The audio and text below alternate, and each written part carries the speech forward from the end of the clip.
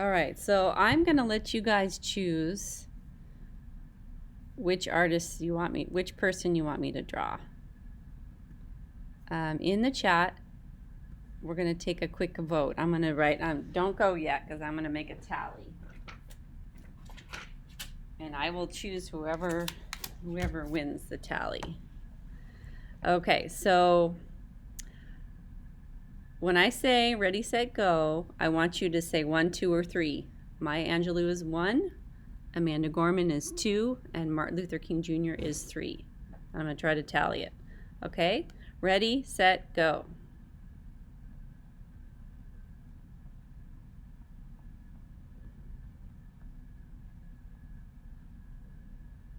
Is that everybody? Any more votes?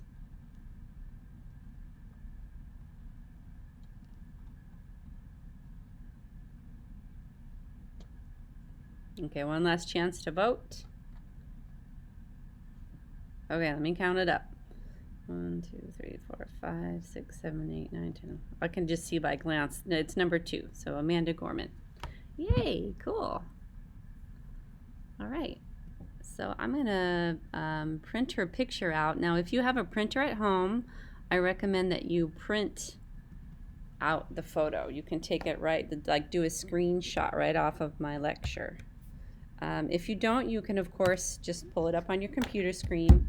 But I like to put it right next to what I'm working on because I think it's really helpful to see it and kind of line it up.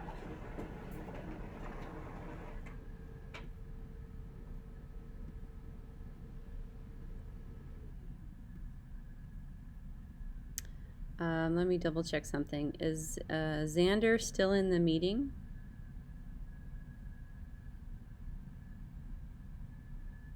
Xander, can you just put it in the chat? Okay, thank you. So someone yeah, else. I can see he's here. Okay, someone else. Yeah, whoever's trying to get in keeps using your names.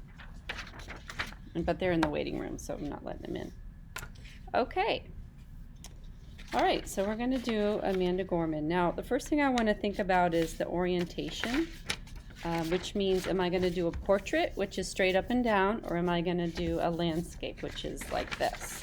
So, you know, I don't feel like all this negative space is important, and I really want to focus on her face. So I'm actually going to fold my paper, and I'm going to make this a portrait view. And it also fits with the orientation of my paper, which is long and skinny, like a portrait. And I'm going to actually take a Sharpie here, and I probably will print out 2 of her images, because the first one I'm going to actually draw a skull on her face, so you can see the facial structure. So let's pull up the presentation, if you wouldn't mind pulling it up on your screen as well. And let's really look at her face. I'm going to present for a second. And then let's scroll to the female skull. Now I don't have a frontal view of it, but you can kind of see. Whenever you draw a face, the skull, the head goes way up beyond the hairline. So it might be a good idea to, if you can, print out her face and then kind of map out where you think the skull would fit, right? So we talked about the eye sockets being kind of large. The top of your eye socket is always your eyebrow line. So that's good to know. And then the bottom of your socket, if you even feel your face, you guys, you can feel your skull.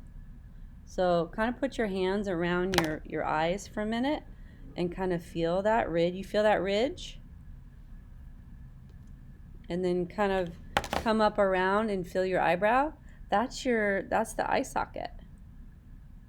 Okay? And then just kind of work your way down, like feel your cheekbone, move your jaw around. And then your nose is really interesting. Your nose, if you feel down the length of your nose, you're going to hit a ridge. You're going to feel a ridge right here. And that ridge is where the skull stops. You see this opening on the skull? It's like a big hole. So that is the ridge of that skull. The rest of your nose is cartilage. Okay? It's all cartilage and skin. So that's kind of an interesting feature. And then of course you can kind of feel the top of your jaw, and then your teeth are in there, and your chin bone, and your jawbone, and all these things. You can feel them in your own head. So it's kind of fun to figure that out. So when we look at Amanda Gorman, we're going to just simply draw where we think that skull goes. So this is like the top part of the bone structure. Under the eye, right? That top of that cheekbone sits way under the eye, and then kind of the whole of her nose is going to be kind of right here, and it's always shaped kind of like a heart. It's going to be below the nostrils. The nostrils are all cartilage. Okay? And then you've got your bone, cheekbones kind of come in like this, and then they kind of sit right on top, like that. Okay, and then there's another jawbone that kind of comes down like that, and then it sits kind of straight across like that. So this might just kind of give you a good sense of where the skeleton sits when you're looking at an actual portrait of a person. And remember, when we do proportions, when we did the Dan Levy portrait, the eyes are in the middle of the head, and that's really true. And then the nose is 1/3 of the way down, and then the mouth is another 1/3 of the way down. So those measurements are really helpful. And then the teeth, of course, would go right there. We're not going to learn really about the rest of it, right? Because there's a lot more going on there. But so now that we kind of have a sense here of this, we're going to take this image. I'm going to take our charcoal, and this is step 1 of working with additive technique. You take your charcoal, and you're going to put a gray ground on your white paper. So I'm going in circles, and I'm kind of going from left to right like I'm reading a book. Miss Greninger? Uh-huh. Do you want us to follow along with you? No, just watch. Just watch. I'm going to take you through just one step, and then I'm going to give you a little time to work, okay? That's a good question. Thank you for asking it. I'm not really pushing very hard, you guys. You don't want too much charcoal on your paper to start with, or your background is going to be too dark. This is called a gray ground.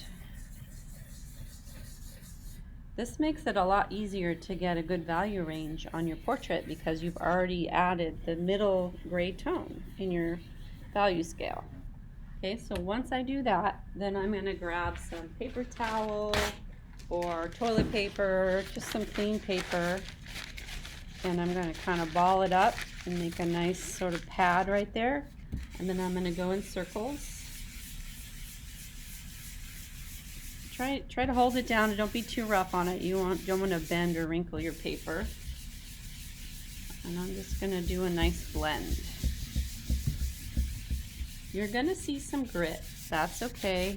It's just going to add some interesting texture to your portrait. If you go too dark, don't worry. You can always erase. Just a little bit more work. And if you go too light, you can always add more. What is this called again? A gray ground? Gray ground. Good. Okay. Now, it doesn't matter if it's not as dark as this background. Okay, don't worry about that yet. All right, and then the next step, I'm just going to show you the next step, and then I will let you guys work. We're going to really map out where she's going to go within the picture plane of our paper. Again, I'm going to fold this. I'm going to draw this as big as I can. There's a reason why I want you to use this big paper. I want you to draw big. So please don't draw a tiny little person in there. Okay, we want a big portrait. So it helps if I kind of divide this in half. So here's the middle here, and here's the middle here. So I know that the center of her face, this is kind of where her lips are. Now I could change the format of this. Like I could even shrink it down even more. If I want her face to be even bigger, I can kind of cut this off, which I think I'm going to do because that means I get to move her face her nose would be right about here. That would kind of be where her nose is. Okay, so I'm gonna just start with that egg shape, the same way we started with Dan Levy. Everybody's gonna start the same. In fact, I think I'm gonna actually move her down a little bit. So here's another wonderful thing about charcoal is if you draw, you can always blend it back in and draw over it. I think I'm going to move her chin down just a little bit because I want room for her hair, and I don't think her shoulders and her clothes are as interesting as the rest of her, so I don't really need to have a lot of that in the drawing. So I'm going to move her head down a bit like that.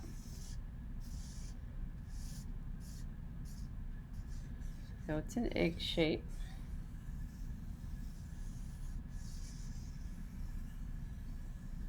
And she's looking straight forward. And then we're going to do the same thing we did with Dan Levy, right? We're going to put a line in the middle. This is where the eyes go.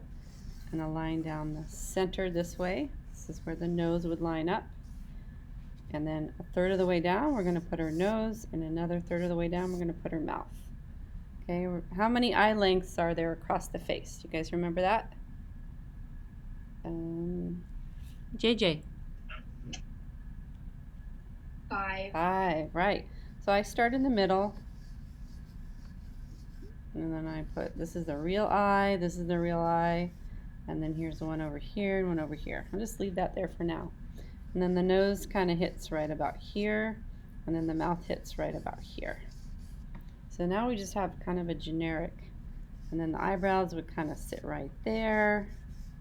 And then the hairline is always going to be below the top of the skull. There's always room for hair right here. Okay? And then you remember the length of the ear? How do we measure the length of the ear? Harmony, how do we measure the length of the ear?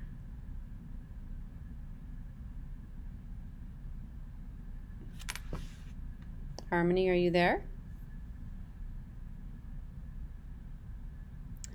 Emma, how do we measure the length of the ear? Remember? I remember it starts at the edge of the eyebrow by her ends. So it starts kind of up at the eyebrow and then it kind of goes down towards the tip of the nose. And you can even measure that on your own face, right? Our ears are a lot bigger than we think they are because they're mostly hidden by our hair. Okay. So that is all I'm going to ask you to do today. I realize there's not much time left, and I appreciate your patience and your focus. What I want you to try to accomplish today is get your gray ground on there and try to draw the egg shape and stuff. Okay, give me 1 second. All right, so go ahead and get started. It's 3:02. You can turn your screens off and you can come back at 3:20. And I'm just going to go answer the door. I have a delivery.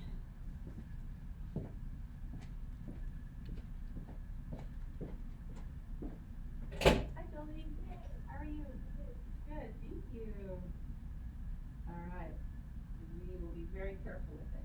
All right, have a good day. Yeah, you'll see the sign that says Friends Fun. Okay, see ya.